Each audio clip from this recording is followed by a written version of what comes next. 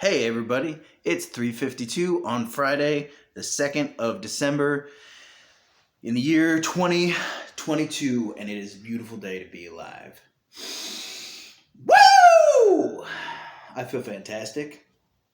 I woke up and meditated for an hour this morning. I managed almost to lose track of time. It was not as good as the float tank experience, but it was good. I did a nice little workout, did some squats, did some planks, did some push-ups, did some pull-ups, did some dance, put on some Daft Punk, and got funky. And then I went for a little walk, and now I'm talking to you.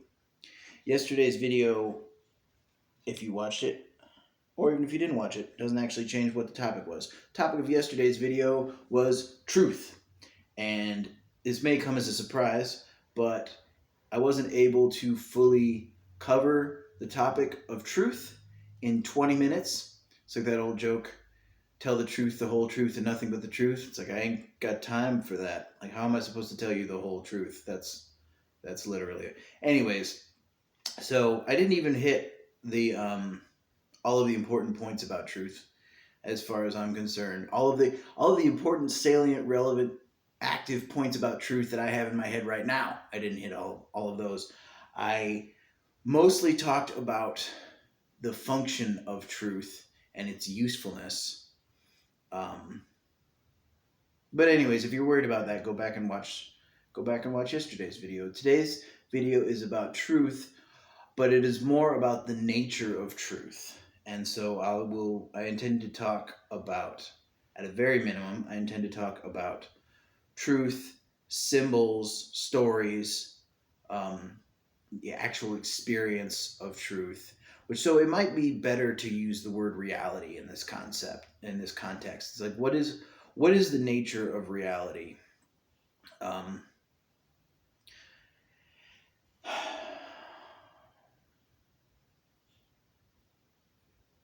So, what is the nature of reality, especially when it comes to like experience, symbols, stories, truth, all of this? Okay, so you're going throughout your day. Let's come up with an example. You're going throughout your day and you're walking down the street and you see a person walking towards you and you go, that's a scary person. Is that true? Well, first of all, no, because you're saying it in words. So even if they are a scary person, these are words. Words are symbols, okay? So the symbol is not the experience of the thing. When I talk about truth, I'm talking about the actual experience of the thing. So the funny thing about talking about truth is I can't really do it. Just by talking about truth, I'm already one step removed from truth. So one of my favorite things to say about truth is that talking about truth is like splashing paint on the invisible man. And so it's useful because if you talk about truth enough, the person you're talking to may be able to understand the truth. In the same way that if you splash enough paint on the invisible man, you may be able to see the invisible man. But truth, and this has been said by a lot of teachers in a lot of ways, truth can't really be talked about. It can only really be experienced. The type of truth that I'm talking about. And we can talk about like truth versus lies. And that's one thing. But I'm talking about like the purest truth, the actual fundamental nature of reality that can't be lied about. And it can be lied about, but it's not going to work. That's the interesting thing to me, is that truth is a structurally stable thing, whereas lies require maintenance. So I'm sure, like most people, or at least a lot of people, when they were growing up, they were told by their parents or their teachers that if you just tell the truth, then you won't have to remember anything.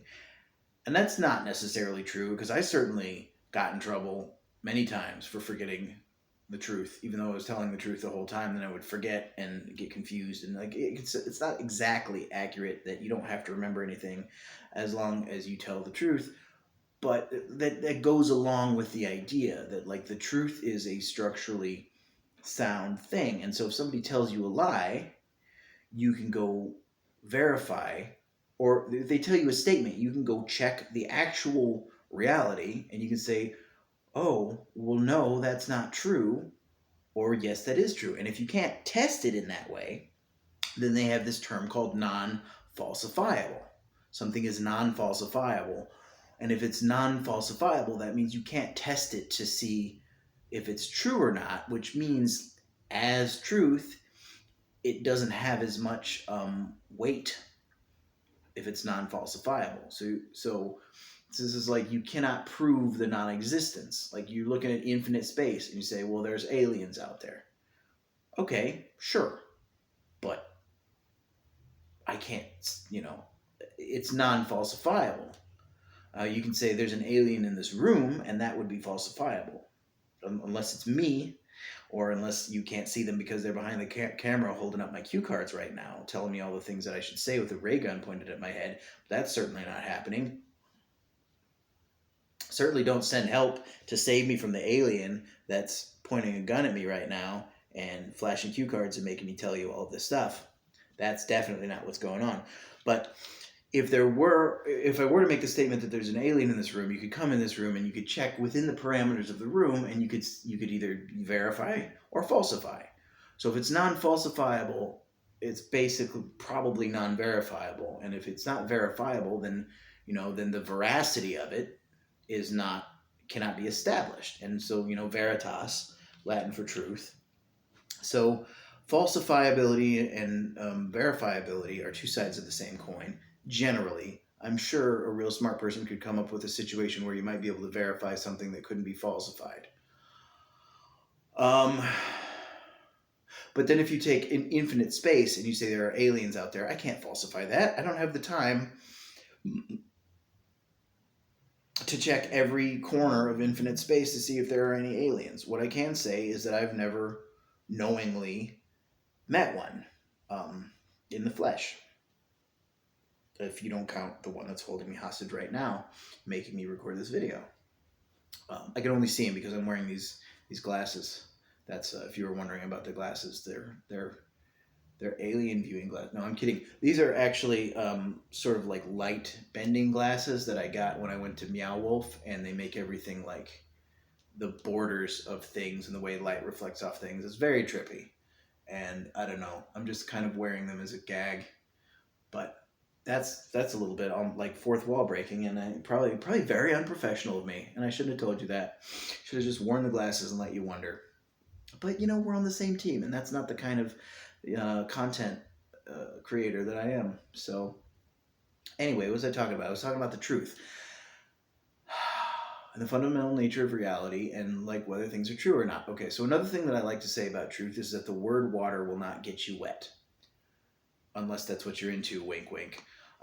So no, water gets you wet, but the word water just invokes the concept of water. I can say water all day long, and it doesn't make anything wetter. This is an example. I can show you that words are symbols, and so the word and the experience are two different things. It's fairly easy to understand once you understand it. It's not a difficult concept, but it can be an unfamiliar concept because from the time we're 2 years old or so, like everything gets turned into a story, and we talk about it, even in our own heads. You see a thing, you think about it in words mostly, and so everything gets translated from experience into a set of symbols. You take these symbols, which are can be written down as letters on a page, which create words, or they can be said out loud, which is like the mouth sounds I'm making to you right now. These are audio symbols that mean words, that mean concepts, and they are one step at least removed from the actual thing. So like if I slap you in the face with a fish, that's never going to be a lie. Like you're always going to have had the experience that you had. Now, if I say that it was a banana that I slapped you with, that might be a lie, but you will know through the experience that you did not experience a banana slap, you experienced a fish slap. So you see, what I'm trying to point to is that truth is experiential, and then there's a story which can be verified as true or false based on whether or not it matches up with your experience. Um, and so there's a relative reality that is what your experience is, and we all experience a slightly different reality, which is when we're operating in good faith and everybody is telling the truth to the best of their ability, we still end up with as many different stories as we have different people telling them. And so, um, what? And so, yeah, there is some bias and some error potentially in everybody's perceptive abilities, and so you end up with these different angles on things, and everybody knows that eyewitness um, testimony is largely unreliable for this reason. But what we can say as individuals, at least, is that like I have had an experience, and while I may not have the right words to articulate this experience, I certainly felt it. And even if I can't describe it to you in a way that invokes the experience in your experience, um, I know what I fucking felt and what I saw and whatever. And it may have been an illusion. The illusions happen all the time. There's a whole profession dedicated to it. Stage magicians. And Hollywood actually. Like there's a whole. It's not always an illusion, but like generally it's an illusion if it's fictional. Like we got a bunch of people together and we had them, pretend like they felt things, or even like summon up an emotion within themselves so that they could portray and act out the scene and everything. Like this stuff didn't really happen, but it looks like it happened. And when you're in it, if you're really in it on a good movie, for a moment you feel like you're watching something that's really going on. You get emotionally invested in characters and so on and so forth. If it's good entertainment.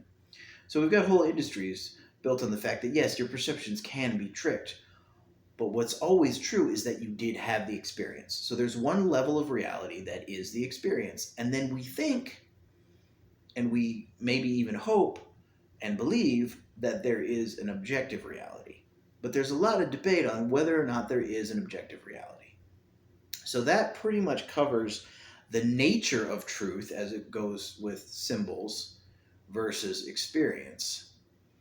And then I would like to tell you, and here's where it gets crazy, because I am, as stated, a trickster and a fool, but I have theories. So my theories on reality go something like this. There is, in fact, a fundamental reality. And it's been described in many different ways, but one of the ways that it's been described as like the one note that is sung at the beginning of creation. And out of this, all of the forms arise. So what do I think is going on? And like, again, this is just me, and I'm nobody. But what do I think is going on is that there is, in fact, a fundamental reality. It's a substance. It's a sound. It's an energy. It's been called chi or prana or, kundalini. It's love. It's gravity. It's the force that holds subatomic particles together. And out of it, all of the forms arise. And so, at the beginning of time, there was just this formless substance that everything was made out of. And at the end of time, it will just be the formless substance once again. And in the middle of time, the forms have danced outward and become as complex and various as they possibly can. And then eventually they collapse in on themselves. And so the whole game, really, if things are the way that I suspect that they are, is from the Big Bang, which somebody recently pointed out couldn't have been a bang because you have to have sound, you have to have atmosphere to create sound. So it was probably a bright light, actually. Like if it were possible to view the expansion of everything from the outside, then the Big Bang would have been a great light. I guess the light would hit you before the bang. Makes sense. The speed of light is faster than the speed of sound. So at the beginning, it all explodes and starts going outward, and then it dances outward to become as complex as possible, and then it collapses in on itself.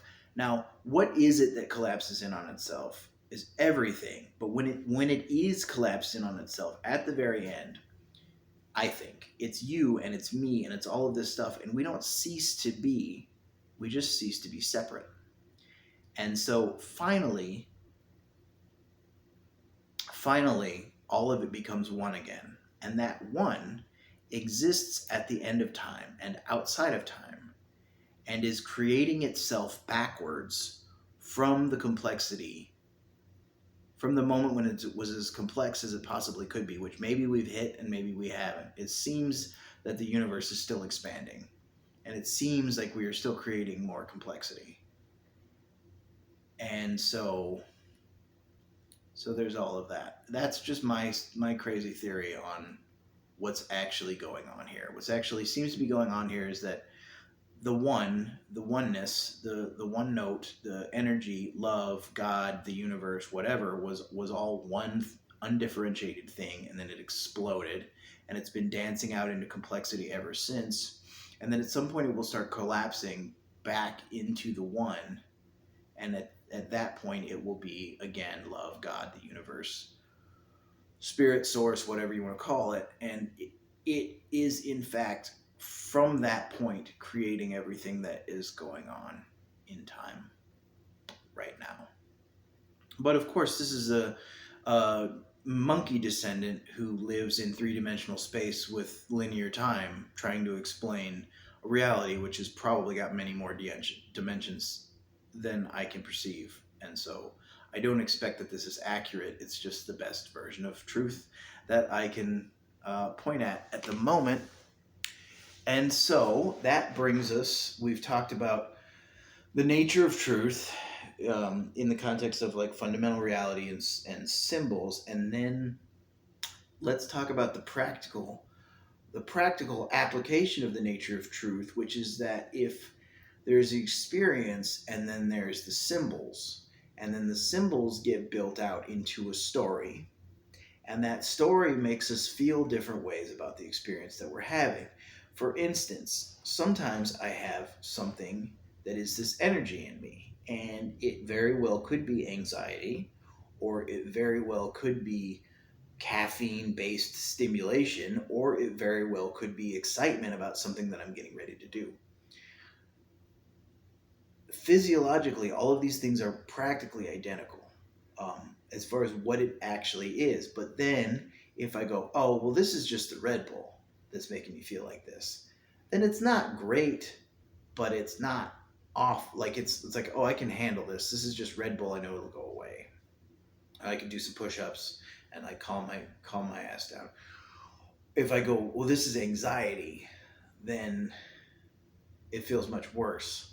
And it's like, oh, well, where is this anxiety coming from? There, like, if I'm having an anxiety, there must be something either in my environment that I need to fix or in my internal mind state that I need to solve. That's anxiety. So either the anxiety is for a good reason, which means I need to fix something in my external reality, or it's a misfire on the anxiety, which means I need to fix what's going on inside my head. Either way, if it's anxiety, there's something to do. Maybe I want something to do. It's nice to have something to do sometimes, even if all it is solve your anxiety. If it's excitement, I guess there's also something to do if there's excitement, but if it feels much better to do something because you're excited about it than to do something because there's a problem that needs to be fixed. So if I take the same experience and I label it excitement, well, then the story that I'm telling is a much better feeling one, and the odds that this anxiety is going to like continue into more and more positive emotion are very good, and the odds, if I label it anxiety, that the emotion will continue into more and more negative emotion are pretty good. So stories are important, and you realize fairly easily if you pay attention that if most of what we are experiencing is symbolic and we're not actually experiencing the sensory experience of things, but we're calling it, we're naming it things, then we can tell ourselves new stories, and those stories can be better feeling stories, and we can put ourselves in a better mood. Now, why is this important? Well, it's important because the fact of the matter is most of what we're living in is not truth. It's not veritas. It's not the actual experience of things. It's certainly not fundamental reality, and it's not even experiential reality. It's a story that we've told about reality that is affecting most. So you can instantly make your experience better by telling a better story, and it can be a true story. It can be as true. For instance, the future. Like if you have a job interview coming up, or a credit inquiry because you're trying to buy a car. If you tell yourself the story that, "Oh, I'm going to get rejected for this credit," then you feel awful, and it's not true in the sense of real experiential reality or fundamental reality. It is a story about the future. The future is a concept and it does not exist right now. I mean, that's like the very nature of the concept of the future, is that it doesn't exist now. It's going to exist eventually. So it's not real in the same sense that now is real. Now is like really, really real. Like there are things that are happening now. And so if you've put in for a credit application and you tell yourself the story that you're going to get accepted, that is absolutely as real as the story that you tell yourself that you're going to get rejected. So you instantly feel better if you can believe the story that you're going to get accepted because you've told a better story. Personally, I prefer to, especially like if I start telling myself a story that feels bad, I don't try to pivot so much into a story that feels good as I do try to just like bring myself back to now and be like, "Oh, okay, so that's just a story." And like in reality, I'm sitting in a chair looking at myself on a monitor screen on my phone, recording a YouTube video about the truth.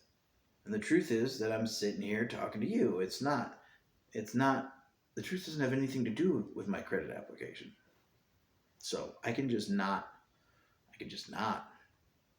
Um, but the reason that that's difficult to do sometimes is because we are a tracking species, and like if you pay attention to what like most of us don't track anymore, but like this is how humans survived for a long time, is because we can look at a set of footprints, and not only can we imagine the past instead of just seeing divots in the ground, we can tell a story that, okay, a deer went by here, and based on the way that the footprints are laid out and the broken branches and everything, we can say exactly what happened when the deer went by here, and this is telling a story about the past, and then probably an accurate story.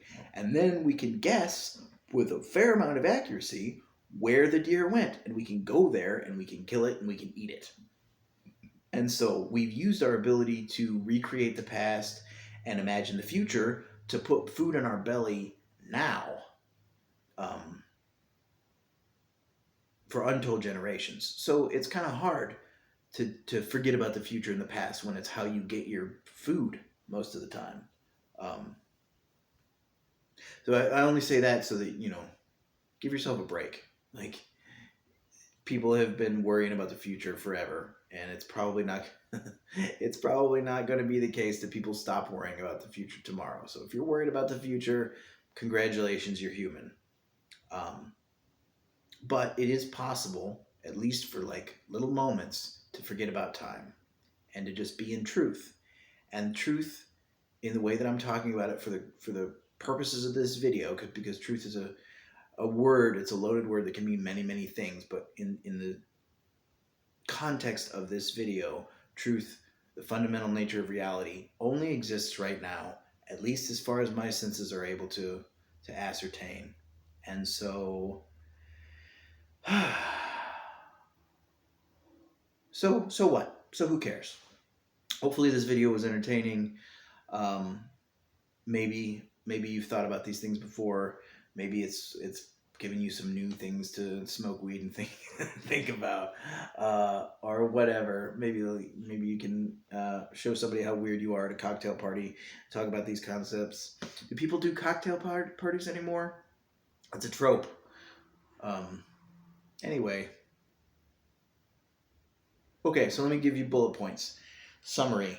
Uh, there's truth, there's reality, and sometimes it is experienced, and we think that there's probably a fundamental reality, and there's lots of theories about what that is, but we don't know it because Once our experienced reality is one step away from our fundamental reality, then there's symbols that we use to create stories, and the symbol is another step away from reality, and the story's another step still. So you can use your stories to put yourself in a better mind state, and if you're in a better mind state, you will probably do better at winning. But you will certainly feel better. I believe that if you feel better, you will do better most of the time.